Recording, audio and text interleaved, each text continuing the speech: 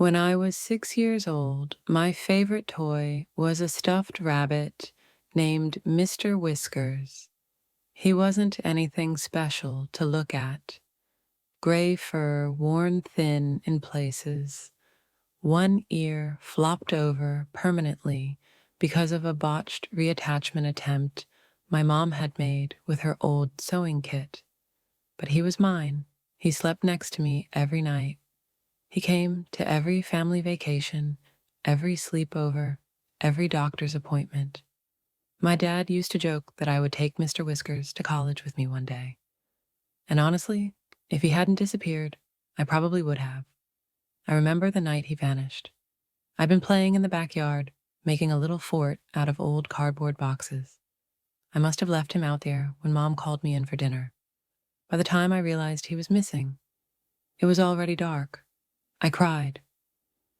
My dad took a flashlight and scoured the yard, but the fort had collapsed in the wind, and Mr. Whiskers was nowhere to be found. We searched for days. Neighbors even helped. But there was no sign, like he'd just gotten up and walked away. After that, things changed. I didn't sleep well. Nightmares of Mr. Whiskers calling out from the woods behind our house. In some dreams, he was standing at my window, soggy and matted, tapping at the glass with his paw. My parents said I'd grow out of it, and I did, sort of.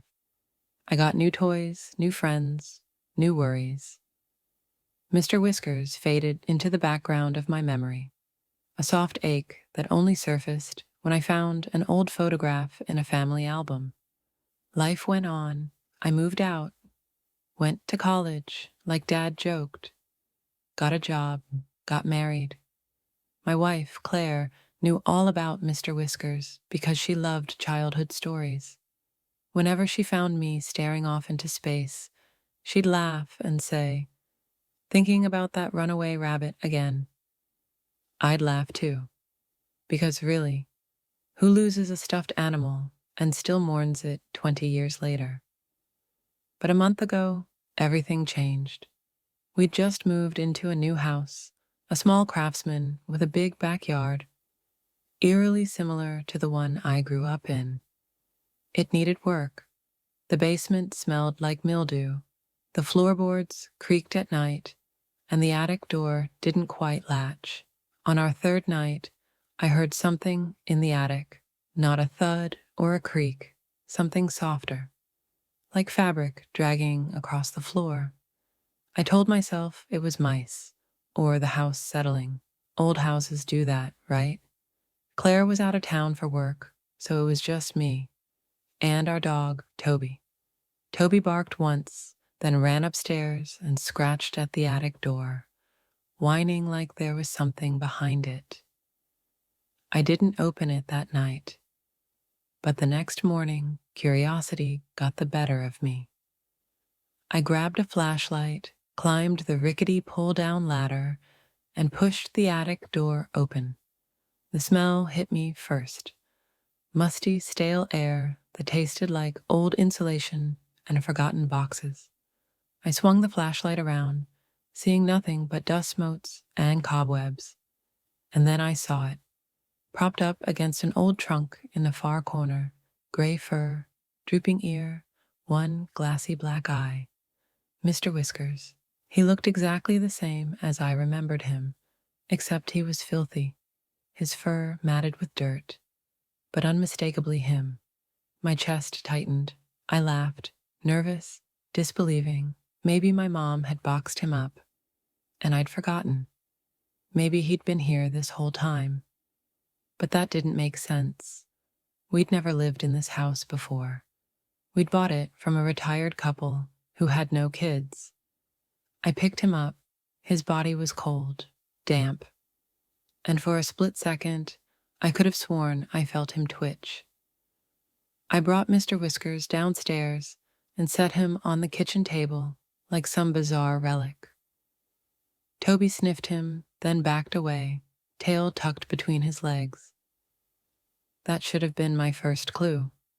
I spent the rest of the day telling myself a dozen logical stories. Maybe the previous owners had kids or grandkids. Maybe they found Mr. Whiskers in the yard, brought him inside, and stashed him away. But deep down, I knew how impossible that was. He had been gone for over 20 years. And yet, there he was. Same missing button on his paw, same lopsided smile, stitched by my mom's shaky hands. When Claire got home that night, I didn't want to freak her out. So I just said, "Look what I found in the attic." She laughed at first. Then she saw my face and stopped. That's him, isn't it?" she asked, inching closer. I nodded. Claire picked him up, turned him over in her hands. "Well, that's sweet. Maybe it's a sign, a piece of your childhood coming back to you." She placed him on the mantel in the living room, like he was some nostalgic trophy, but I couldn't relax. Every time I walked through the room, I could feel him watching me. His glassy eye seemed to follow me, his stitched-on smile too wide. I knew it was ridiculous, but the unease settled into my bones. That night, I dreamed of the backyard again. I was 6 years old, cardboard fort collapsing in the wind. But this time, I saw something else. Shadows moving just beyond the fence line, whispering in voices I couldn't quite hear. When I woke up, Toby was barking at the mantel. Mr. Whiskers had fallen to the floor, face down. I asked Claire if she'd moved him. She hadn't. The next few days got stranger. I'd find Mr. Whiskers in different places around the house, on my pillow, on the kitchen counter, once even in the shower. Claire swore she wasn't doing it. I wanted to believe her. One night, I woke up to the sound of whispering, faint but unmistakable. It was coming from the living room. I crept down the hallway, the floorboards cold under my feet, and peeked inside. There he was, Mr. Whiskers, sitting upright on the couch, facing the TV. The screen was on, static flickering in the darkness, casting a pale glow across his matted fur.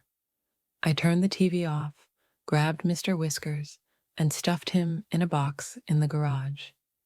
I didn't want to throw him out, not yet. Some small part of me felt like I owed it to the kid I used to be to hold on to him a little longer. But that night, the dreams came back stronger. The shadows were closer now, circling the cardboard fort, and in the center, Mr. Whiskers stood on his hind legs, bigger than me, his glass eye glinting in the dark. I woke up, screaming, drenched in sweat. Claire sat up, rubbing my back, telling me it was just a dream. But I knew better. When I went to the garage the next morning, the box was empty. Mr. Whiskers was back on the mantel. His fur looked cleaner somehow. His ear stood up straight for the first time since I was a kid. That was when I decided to find out where he'd been all these years. I spent the entire next day trying to track down the previous owners of the house. I dug through old closing documents, real estate listings, anything that might give me a clue. The McCulloughs, retired, moved to Florida 2 years ago. I found an old number, called it, and after a few tries, Mr. McCullough picked up. His voice was raspy, surprised to hear from me. "Did you ever find anything strange in the attic?" I asked, choosing my words carefully. He chuckled. "Strange? That old place had plenty of drafts, but nothing stranger than a raccoon or two." "What about a stuffed cat? A toy, white fur, one glass eye?" There was a pause, long enough that I thought he'd hung up. "I see," he said finally, voice low. "So it found you." My stomach twisted. "What do you mean?" "It showed up once, when our granddaughter stayed with us. She found it on the porch one morning, said it was hers, but we knew it wasn't. We tried to get rid of it, threw it in the trash, burned it once, I swear to you, but every time it came back. I pressed the phone so hard to my ear that it hurt. Did anything happen? He sighed. Little things. Doors opening on their own. Footsteps upstairs when no one was there. Our granddaughter, she stopped talking. She just stared at that thing. We had to move. My wife said it was the only way. Before I could ask more, he hung up. That night, I brought Mr. Whiskers back into the garage. This time, I put him in a box, taped it shut, and locked it in my car trunk. I didn't care if I was being paranoid, but sleep still didn't come easy. I kept hearing that whispering, like a chorus of distant voices, threading through my dreams. And in those dreams, I was back in the yard, 6 years old again, watching the shadows gather behind the fence. Mr. Whiskers always stood with them, bigger now, more real. I woke up to Toby barking again. I ran to the garage, heart hammering, and popped the trunk, empty. Back inside the house, Mr. Whiskers sat neatly in the middle of my bed. His fur wasn't dusty anymore. It looked fresh, almost soft, like he'd never been buried at all. I called my mom the next morning. She hadn't been to the house in years, but I needed to know. "Mom," I asked, voice shaking, "do you remember when Mr. Whiskers went missing?" She went quiet. "Honey, we didn't lose him." "What? You buried him? You don't remember?" I could feel my pulse in my neck. "I buried him?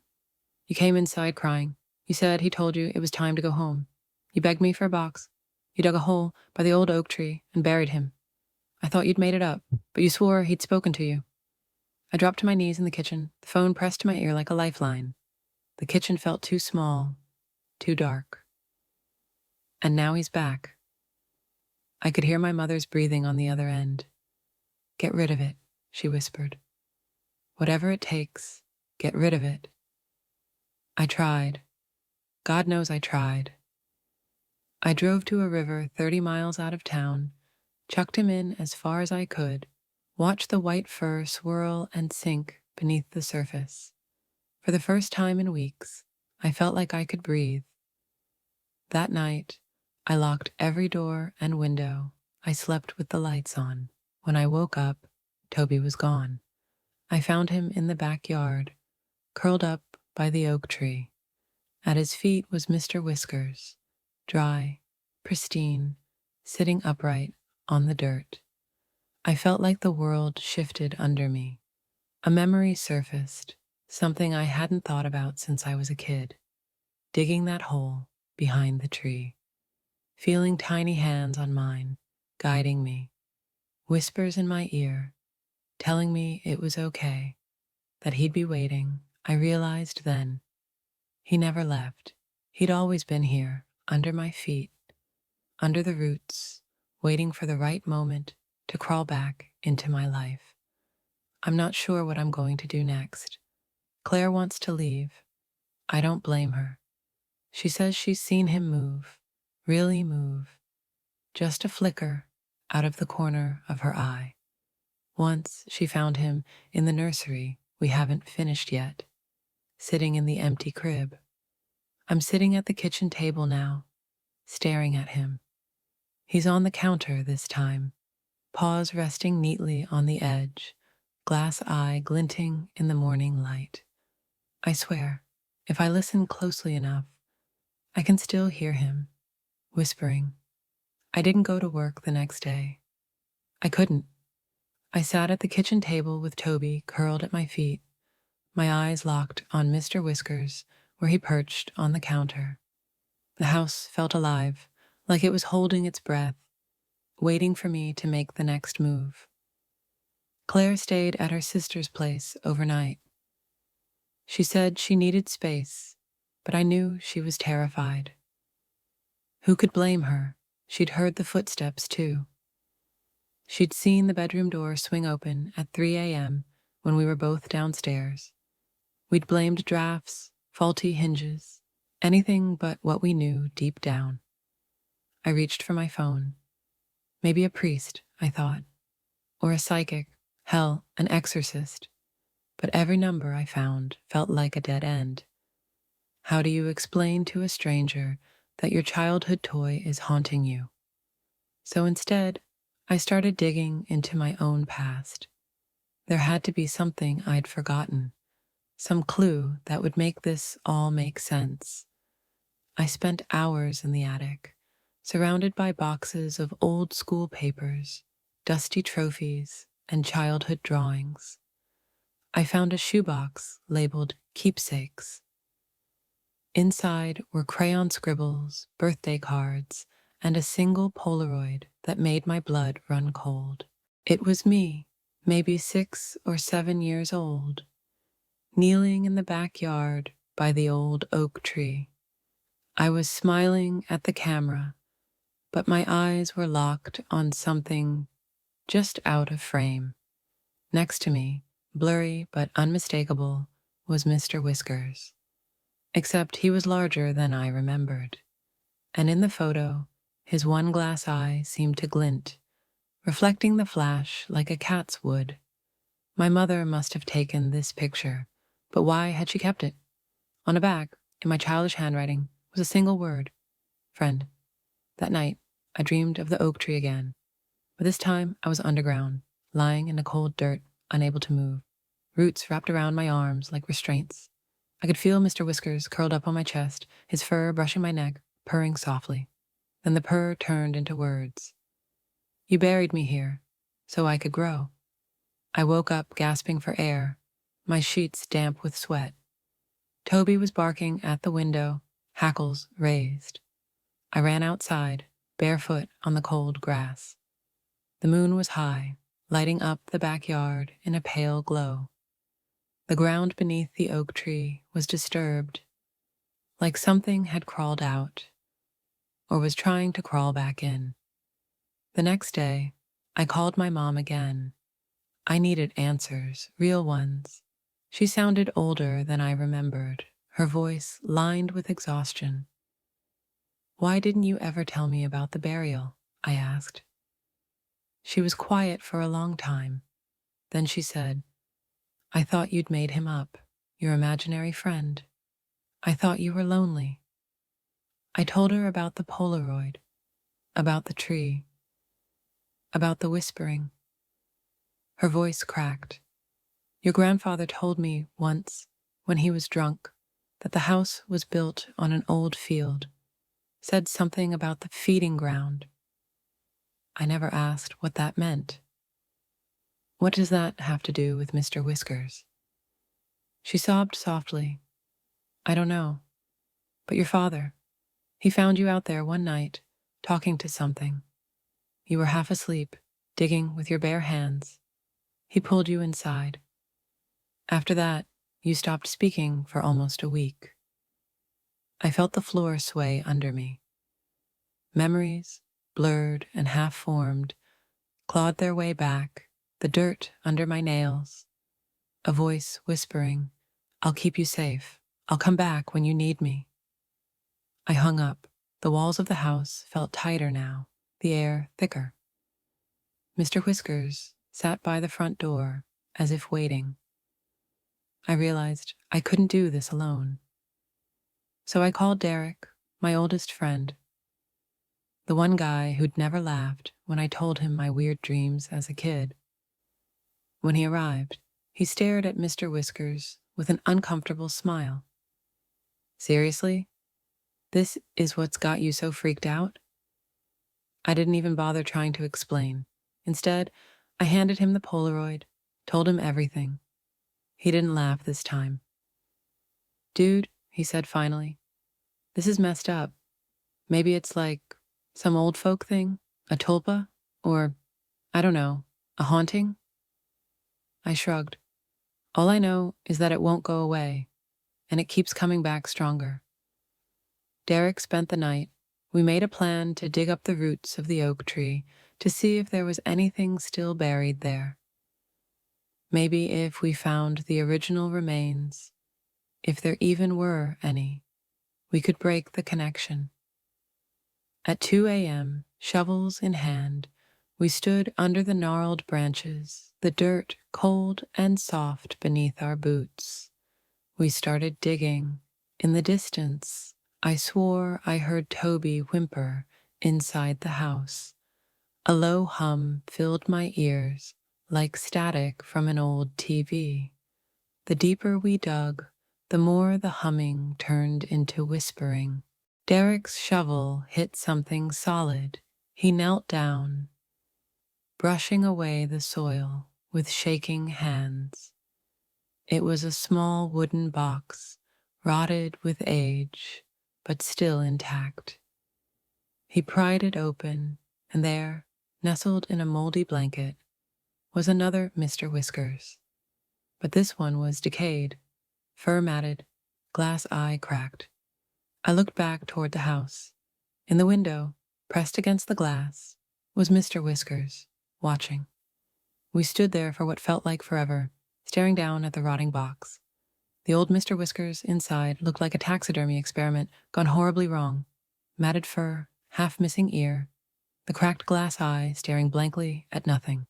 Derek reached for it, but I grabbed his arm. "Don't touch it," I whispered. "Dude, it's just a toy." "No, it's not." I looked back at the house. The other Mr. Whiskers, my Mr. Whiskers, was still perched at the window, nose pressed against the glass, like a cat, waiting to be let inside.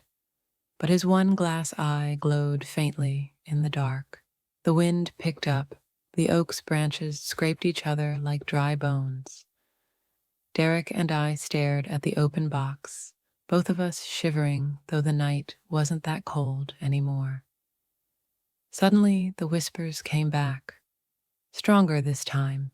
It was like dozens of voices overlapping, some high and childlike, others deep and ragged. They poured out of the hole like steam, coiling around us, seeping into our ears. "Put it back. I'm not done. We're not done." Derek dropped his shovel and backed away, nearly tripping over a root. "Okay, man, I'm out. This is not normal. Let's just cover it up. Call someone. A priest, a historian, hell, the cops." But I couldn't move. My feet felt rooted to the spot. Images flashed behind my eyes, memories that weren't mine. Fields long before the house was built. People gathered around the oak tree in the dead of night. Offerings, whispered promises, a small shape wrapped in cloth placed in the ground. A bargain. I forced myself to kneel beside the box. My fingers brushed the damp wood, and a wave of nausea hit me so hard I nearly threw up. The voices twisted into one, clearer now. "You buried me here. You grew up, but you still need me." I jerked my hand back. The Mr. Whiskers at the window had vanished. I heard the back door slam open behind us. "Toby," I yelled. Derek spun around, pointing with a trembling finger. Dude, look." Standing just inside the back door was the other Mr. Whiskers, perched on Toby's back like a rider on a horse. Toby didn't bark, didn't whimper. He just stood frozen, eyes glassy, staring at nothing. Mr. Whiskers turned its head toward us. Its mouth, stitched shut when I was a kid, stretched open in a grin. I heard it in my head, not out loud. "You can't dig up what's part of you." Derek grabbed my arm, hauling me back toward the house. We ran, tripping over roots and each other, until we tumbled inside, slamming the door behind us. Toby was there first, curled up like nothing had happened. Mr. Whiskers sat beside him, tail flicking side to side, though he'd never had a tail before. I locked every door, every window, but the house still felt wide open. The air hummed with that same static as before. Derek slumped against the kitchen wall, face pale, breath ragged. This thing, man, it's like it wants you here, like you're feeding it. I shook my head. It's older than me, older than this house. It was waiting for someone like me. Like you? I swallowed hard. Someone lonely, someone who needed a friend. We tried to leave, packed a bag, grabbed Toby's leash, but every door we opened led back into the house. The front door opened to the basement stairs. The back door opened to the attic crawl space. It was like the floor plan had folded in on itself, trapping us inside.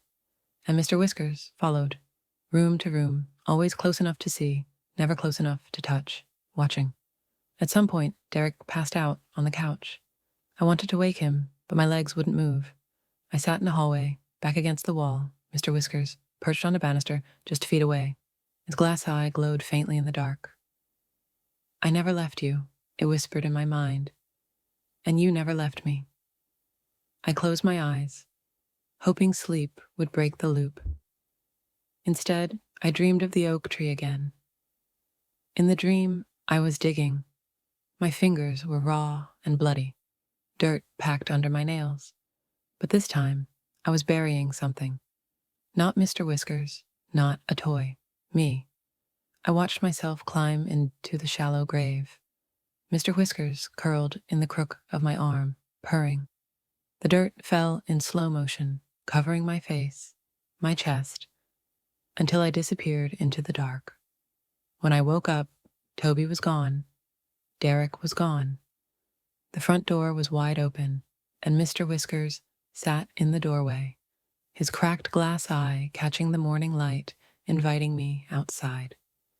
I stepped outside barefoot, half expecting the cold morning air to wake me from what felt like a fever dream.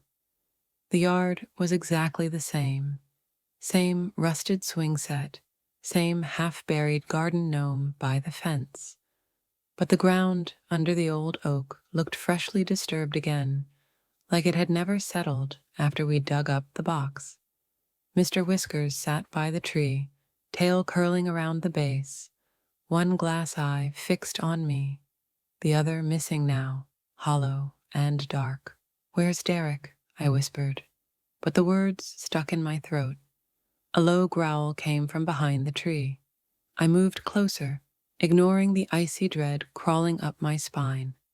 I found Toby first, standing rigid, ears pinned back, teeth bared. His gaze was locked on something behind the trunk. I followed his stare. Derek was there, or what was left of him. He was kneeling in the dirt, head bowed like he was praying. His hands were caked in soil, digging at the same spot we'd uncovered last night. He didn't look up as I approached. He just kept murmuring to himself, repeating the same words over and over. Need to bury it back. Not done, not done. His fingers were raw, bleeding. The smell of wet earth and old rot filled my nose. I grabbed his shoulder. "Derek, we have to go. This isn't—" His head snapped up. His eyes were wrong, pupilless, glassy, like Mr. Whiskers. "Why are you trying to take him away?" Derek rasped. His voice wasn't his alone. It was layered, like multiple people speaking through the same throat. "He needs you. He's part of you." I stumbled back, nearly tripping over Toby. Mr. Whiskers padded forward, fur dragging wet soil in his wake.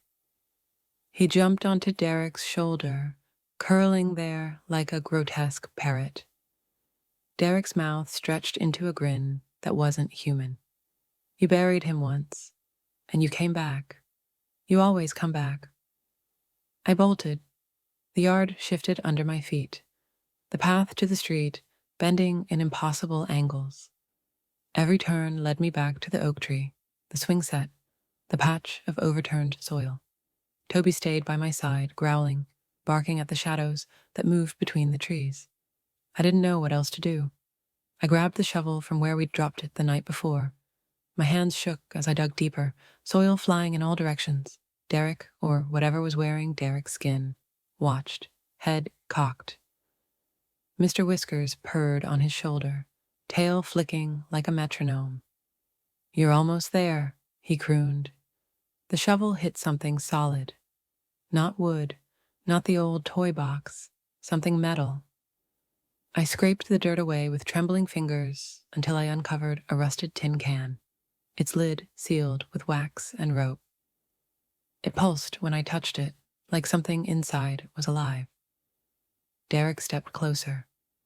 "Open it." I shook my head. Every part of me screamed to run, but my hands moved on their own, peeling back the wax, twisting the lid free. Inside was hair, black strands, matted and stuck together with something dark and sticky, and teeth, tiny milk teeth arranged in a perfect circle. The voices hit me like a wave.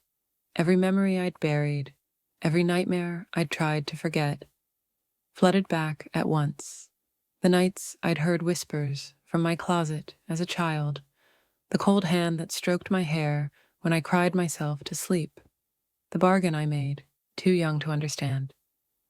Keep me safe, be my friend, never leave me. Mr. Whiskers hadn't been a toy. He'd been a vessel, and I had fed him.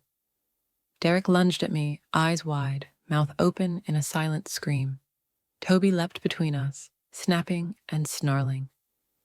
The tin can slipped from my fingers, hitting the ground with a hollow clunk. I grabbed the can, the waxy lid, the shovel, anything to put distance between me and Derek. The oak tree loomed overhead, branches creaking like bones. It wanted to be whole again, but I wasn't a scared kid anymore. I stood, chest heaving, shovel raised. "You want to stay," I yelled at the shadows. "Then stay here, without me." I slammed the can back into the hole. Toby barked wildly as I shoveled dirt over it, faster and faster, packing it tight, ignoring the shrieks that rose from the soil. When it was done, the yard fell silent. Derek lay sprawled next to the tree, unconscious, Mr. Whiskers nowhere to be seen. The toy, if you could still call it that, was gone. I sat on the porch until sunrise, Toby curled at my feet. Derek woke up hours later, eyes normal again, memory blank as a sheet. We didn't talk about what we'd seen. We didn't need to. But deep down, I knew burying it again was just another promise, another bargain. The following weeks were a blur. Derek checked himself into therapy, though he couldn't explain what he'd seen, only that he woke up covered in dirt and bruises he couldn't remember getting. Toby wouldn't go near the old oak tree anymore. Every time I let him out, he'd circle the yard wide, tail tucked, eyes darting toward that patch of disturbed ground. I tried to pretend life was normal again. I went back to work, answered emails, smiled when my neighbors waved.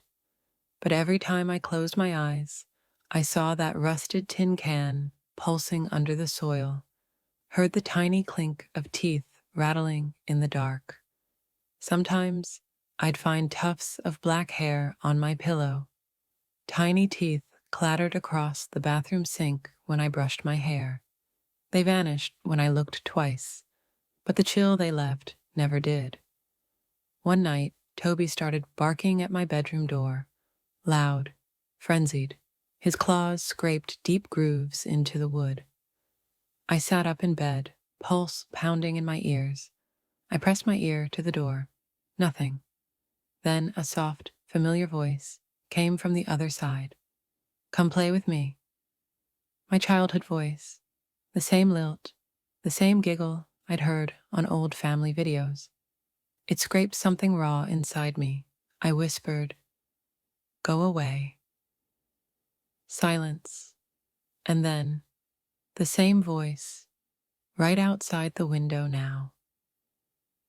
"You promised you'd never leave me." I ripped open the curtains. Empty yard. The swing set creaked once.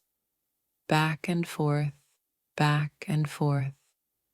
The branches of the oak trees shuddered. Even though there was no wind, I turned to Toby. He whined, pressing his body against my legs.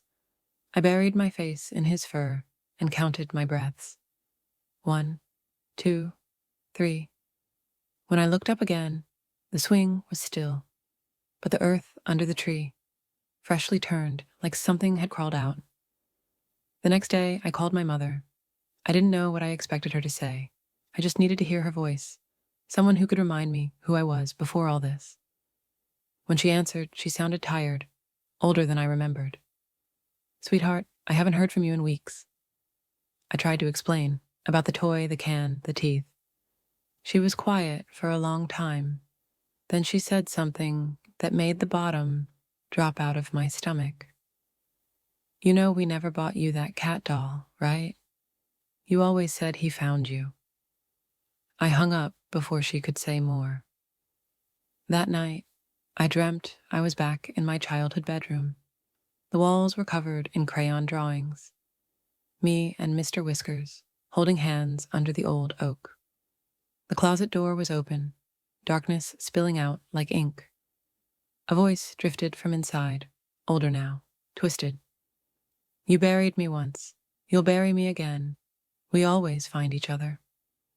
I reached for the closet handle, but my hand sank right through it, like the wood wasn't solid. My fingers brushed cold fur, slick with something wet. Claws wrapped around my wrist. I woke up screaming. I dug up the yard again at dawn. Dirt caked under my nails, Toby barking behind me. But the can was gone. In its place was the toy, Mr. Whiskers, whole, one glass eye reattached. He looked brand new, like he'd never been buried at all. I grabbed him by the neck, ready to burn him, toss him into the street, anything to be rid of him. But his head lolled back, and inside his stitched mouth was something new. A photo of me, sleeping. The date on the back wasn't from my childhood. It was yesterday. That's when I knew. This wasn't about the house, or the yard, or my old toy. It was about me. Wherever I went, I'd carry him. The promise I'd made as a lonely kid to never be alone again. I sat on the back porch until the sun came up. Mr. Whiskers sat on my lap, warm, purring like a real cat. Toby watched from the doorway, eyes sad, as if he knew I was already gone. In the distance, I heard a child's voice drifting through the trees. "Time to come play." I didn't sleep that night. Or maybe I did. I'm not sure anymore when the dreams end and the waking begins. By dawn, the house felt colder than I'd ever known it. Toby wouldn't come near me, hiding under the table with his tail between his legs. Mr. Whiskers sat on the kitchen counter, glass eye gleaming in the pale light. I swear it tracked me as I moved. I picked him up one last time. His fur felt damp, matted with dirt that never washed out. I whispered, "What do you want from me?" A small, childish giggle echoed back. "Play."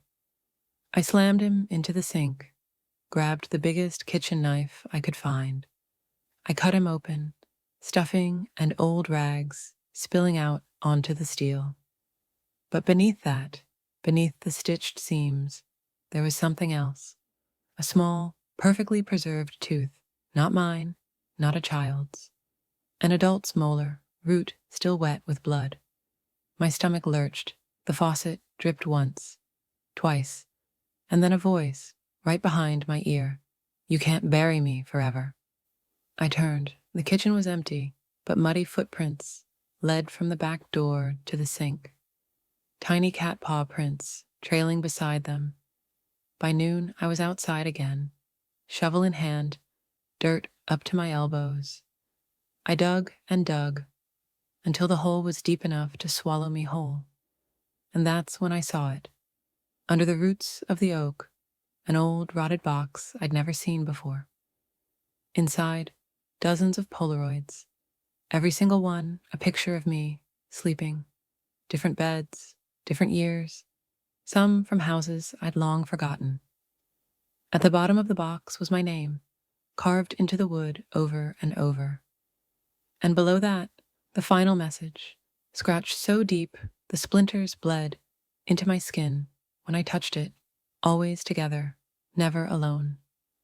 I set fire to the box, the toy, the photos. The flames licked up through the branches of the old oak, sparks drifting like fireflies into the darkening sky. I watched until there was nothing left but ash. But when I turned back toward the house, my reflection in the kitchen window was waiting for me. It wasn't me. It was the child I'd been. And the thing clutched tight in its small arms, Mr. Whiskers, whole again, grinning. Its glass eye blinked once, and somewhere deep inside, I felt the promise lock shut like a door I'd never open again. I will never be alone.